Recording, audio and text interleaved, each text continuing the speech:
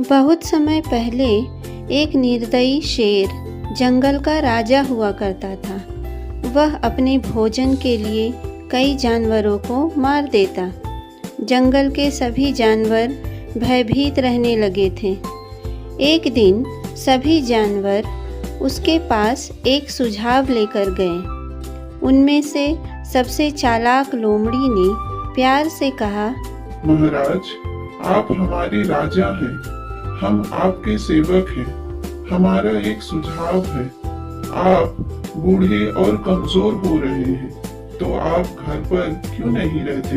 हम वादा करते हैं कि एक जानवर रोज आपका भोजन बनने के लिए पहुंच जाएगा। अब आपको और शिकार नहीं करना पड़ेगा। हम भी चैन से रहेंगे। शेर को सुझाव पसंद आ गया। वह गरजा और बोला, अगर तुम जानवर नहीं भेज सके तो मेरी जितनी मर्जी होगी उतनी जानवर मारूंगा। जानवर ने कहा, महाराज, हम अपना वचन निभाएंगे। उस दिन से हर रोज एक जानवर शेर की गुफा में जाता और शेर उसे खा लेता। एक दिन खरगोश की बारी आई। अब उस छोटे से खरगोश को जाने के लिए कहा गया। वह खरगोश बहुत चतुर था। उसे यह बिल्कुल पसंद नहीं था कि शेर सबको मार कर खाता रहे। गुफा की ओर जाते समय उसने बचने का एक उपाय खोज लिया। खरगोश वहाँ धीरे धीरे चलते हुए काफ़ी देर से पहुँचा। शेर गुस्से में था।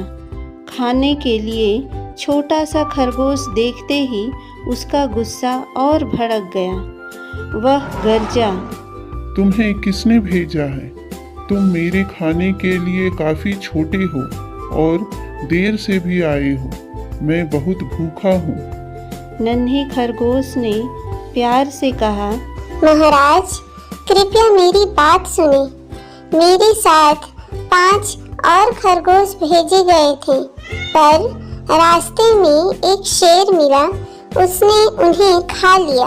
उसने कहा कि वह जंगल का राजा है। मैं किसी तरह बचकर निकल आया। शेर ने दहाड़ते हुए कहा, दूसरा शेर कहाँ है? वह दूसरा शेर? खरगोश शेर को जंगल में बने कुएं के पास ले गया और कहा, वह दूसरा शेर वहाँ किले में रहता है। आपको इस तरफ आता देख छिप गया है। खरगोश ने एक कुएं की ओर इशारा किया। खरगोश ने शेर को नीचे की ओर देखने के लिए कहा। शेर ने पानी में देखा तो उसे अपनी परछाई दिखी। वह गुस्से से दहाड़ा। कुएं से और भी जोर से दहाड़ने की आवाज़ आई। अपनी ही दहाड़ की गूंज सुनकर शेर को लगा कि दूसरा शेर दहाड़ रहा है। वह दुश्मन को मारने के लिए कुएं में कूद गया और वह वहीं कुएं में डूबकर मर गया। चतुर खरगोश खुशी खुशी घर लौट गया। उसने अपनी हिम्मत और चतुराई से जानवरों की जान बचा ली और खरगोश की चतुराई की कहानी सुनकर सारे जानवर बहुत खुश हुए और खरगोश को शाबाशी भी दी। बल से बुद्धि श्रेष्ठ है। इस कहानी से हमें यह सीख मिलती है। एक जंगल में एक शेर रहता था। वह बूढ़ा हो गया था, इसीलिए उसको जानवरों का शिकार करने में परेशानी होती थी। उसने सोचा कि क्यों न चालाकी से जानवरों को यहाँ बुलाकर पकड़ लिया जाए। उसने सब जानवरों को बुलाया और बोला, भाइयों, अब मैं बूढ़ा हो गया हूँ। मैंने हमेशा आप लोगों का शिकार किया। अब मैं चाहता हूँ कि मैं सादा जीवन जीऊँ। मैंने तय किया है कि अब मैं जानवरों को नहीं मारूंगा और शाकाहारी हो जाऊंगा। सब जानवर बहुत खुश हो गए। शेर ने कहा, लेकिन आप लोगों को मेरी मदद करनी होगी। सभी जानवर शेर की बात सुनकर खुश हो गईं और बोले, हम तैयार हैं। शेर ने आगे कहा, देखिए, मैं कमजोर हो गया हूँ, इसीलिए खाना पकाना मेरे लिए मुश्किल है। मैं चाहता हूँ कि आप में से कोई एक हर रोज मेरे लिए खाना पकाकर ले आए। इस तरह मुझे आप जानवरों को मारना नहीं पड़ेगा और मेरा पेट भी भरता रहेगा। जानवर तैयार हो गए। उस दिन के बाद हर रोज एक जानवर खाना लेकर शेर की गुफा में जाता और शेर खाना लाने वाले जानवरों को पकड़ लेता और मारकर खा जाता। इस तरह वो दुष्ट शेर अपना पेट भर लेता था, वह भी बिना मेहनत किए हुए। काफ़ी दिनों तक ऐसा ही चलता रहा। जंगल में जानवर कम होने लगे। तब एक लोमड़ी को लगा कि कुछ गड़बड़ है। उसने बाकी के जानवरों से कहा, आज खाना मैं लेकर जाऊंगा। लोमड़ी शेर के गुफा के बाहर पहुंची। उसने शेर को आवाज लगाकर कहा, खाना लाई हूँ। शेर ने कहा, अंदर आ जाओ, मैं बहुत भूखा हूँ। लोमड़ी ने कहा, मैं खाना बाहर रखकर जा रही हूँ। भूखे हो तो बाहर आकर ले लो। मैं तुम्हारी चालाकी समझ गई हूँ। तुम जानवरों को चालाकी से पकड़ लेते हो। शेर को आश्चर्य हुआ कि लोमड़ी को यह बात कैसे पता चली। उसने पूछा, ऐसा तुम क्यों कह रही हो? तब लोमड़ी ने कहा कि तुम्हारी गुफा के अंदर की ओर जाते हुए पैरों के बहुत से निशान हैं, लेकिन बाहर की ओर आते हुए एक भी निशान नहीं है। इसका मतलब है कि जो जानवर एक बार अंदर जाता है वह कभी बाहर नहीं आता। यह कहकर लोमड़ी भागकर जंगल के अंदर चली गई। उसने बाकी के जानवरों को शेर की दुष्टता के बारे में बताया। उस दिन के बाद कभी कोई जानवर शेर की गुफा के आसपास नहीं गया। दोस्तों, इस कहानी से हमें यह शिक्षा मिलती है कि स्वभाव किसी का कभी बदल नहीं सकता। किसी वन में एक सियार रहता था। एक दिन की बात है, सियार भटकते हुए एक गांव में चला गया। गांव के कुत्तों ने उसे देखा तो उसके पीछे पड़कर बुरी तरह भौंकने लगे। सियार कुत्तों से बचने के लिए तेजी से भागा। भागते भागते वह एक धोबी के घर जा पहुंचा।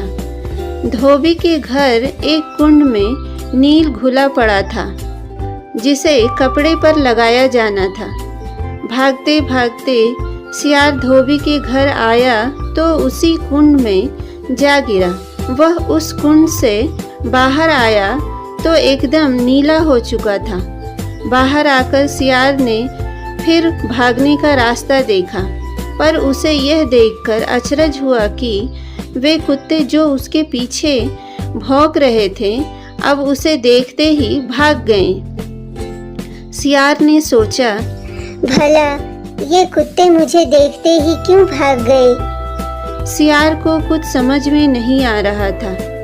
वह सीधा जंगल की ओर भागा। रास्ते में एक सरोवर था। सियार उस सरोवर में पानी पी रहा था। तभी अपनी शक्ल देखकर वह चौंक गया। उसे लगा कि अरे, मैं तो एक निराला ही जीव बन गया। अब उसे समझ में आया कि कुत्ते क्यों उसे देखते ही भाग गए थे। जब सियार जंगल में घूम रहा था तो उसके अद्भुत रूप को देखकर जंगल के सभी जानवर हैरान थे। खुद शेर की हालत खराब हो गई थी। शेर ने जानवरों से कहा, यह नीले रंग का जीव अजीब सा प्राणी पता नहीं कौन है। कहा गया है कि अजनबी प्राणी से न मित्रता अच्छी है न दुश्मनी। इसीलिए हमें इससे दूर दूर ही रहना चाहिए। लिहाजा अब तो शेर ही नहीं, जंगल के सब जानवर उससे दूर दूर ही रहते थे। सियार ने यह देखा तो उसे लगा अपने इस नए निराले रूप का फ़ायदा उठाना चाहिए। उसने जंगल के जानवरों को पास बुलाया और बड़ी होशियारी से बात बनाते हुए कहा, सुनो भाई सुनो, मैं सीधे ब्रह्मा जी के पास से आ रहा हूँ। उन्होंने मुझे जंगल के जीवों का राजा बनाकर धरती पर भेजा है। साथ ही आदेश दिया है कि तुम इस जंगल में जाकर राजकाज संभालो। मेरा नाम नीलमुखी है, दूर दूर तक मेरी ख्याति है। आज से मैं ही तुम्हारा राजा हूँ। अब तो सभी ने आतंकित होकर उसे अपना राजा मान लिया और जब जंगल के सारे जानवर उसकी शरण में आ गए तो शेर ने भी उसे राजा मानने में ही समझदारी समझी। बस अब तो नीलमुखी सियार की मौज थी। उसने सभी काम दूसरों को बांट दिया। शेर, चीता, भेड़िया अब सभी उसके दरबारी थे। किसी को उसने मंत्री बनाया, किसी को द्वारपाल और किसी को पान लगाने का जिम्मा सौंप दिया और खुद मस्ती में रहने लगा। उसके सहायक जो शिकार करते, उसका सबसे बढ़िया हिस्सा उसे खाने को मिलता। खाकर वह सियार खूब मोटा, ताज़ा और रिष्ट पुष्ट हो गया। पर सियार के मन में डर तो था ही। उसने सोचा, कहीं दूसरे सियार यह भेद खोल ना दे कि मैं भी एक सियार ही हूँ। तब तो मेरा सारा पोल खुल जाएगा। लिहाजा उसने भेड़िए से कहकर सभी सियारों को जंगल से बाहर निकलवा दिया। अब तो जंगल के सियार बहुत दुखी थे। सोच रहे थे, अरे हमारे साथ कितना बड़ा अन्याय हुआ है। भला जंगल से सियारों को ही क्यों निकाला गया, किसी और को क्यों नहीं? एक बूढ़े सियार ने कहा, मुझे अच्छी तरह पता है, यह जो प्राणी राजा बना है यह सियार ही है। एक दूसरे सियार ने कहा, लेकिन इस बात का सही सही पता कैसे चले कि यह सियार ही है, कोई और नहीं? इस पर बूढ़े सियार ने कहा, तुम सब मिलकर हुआ हुआ करो। जब राजा बना नीलमुखी सियार यह सुनेगा तो वह भी तुम्हारे स्वर में स्वर मिलाकर हुआ हुआ करेगा। बस उसकी पहचान हो जाएगी। बस उसी समय सब सियारों ने मिलकर हुआ हुआ करके अपनी राग अलापना शुरू किया। राजा बना सियार भी भला कैसे रह पाता। उसने भी उसी समय मगन होकर हुआ हुआ राग अलापना शुरू किया। सुनते ही शेर, बाघ, चीता सब एक दूसरे की ओर हैरान होकर देखने लगे। वे समझ गए कि अरे यह तो सियार है, हमसे चालाकी कर रहा है। ओह, इतना बड़ा धोखा। गुस्से में आकर उसी समय सिंह ने एक ही छलांग में राजा बने सियार को दबोच लिया। बाकी जानवरों ने मिलकर उसका काम तमाम कर दिया। यूं छल और पाखंड के सहारे शक्तिशाली बना सियार आखिर मर गया।